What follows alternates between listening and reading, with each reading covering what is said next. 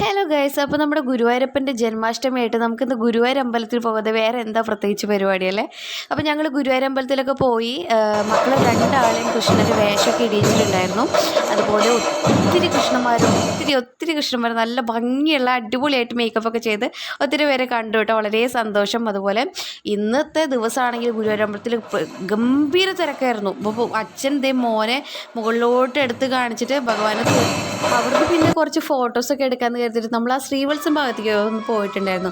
അപ്പോൾ അവിടെ പോയപ്പോഴത്തേനും കുറേ ഘോഷയാത്ര കാര്യങ്ങളൊക്കെ വന്നിട്ടുണ്ടായിരുന്നു. കുറച്ച് നേരം ഞങ്ങൾ അതൊക്കെ ഇങ്ങനെ നോക്കി നിന്നു. പിന്നെ മോനൊക്കെ ഭയങ്കര കാര്യമായിട്ട് നിന്ന് കൊട്ട് ആസ്വദിക്കുന്ന ആട്ടെ ഈ കാണുന്നത്. അപ്പോൾ ഞങ്ങളുടെ ഈ ജന്മാഷ്ടമിയായിട്ടുള്ള ഞങ്ങളുടെ വിശേഷം ഇതാണ്. നിങ്ങൾക്കും ഇതുപോലൊക്കെ തന്നെയായിരുന്നു. കമൻറ്റ് ചെയ്തോളൂ.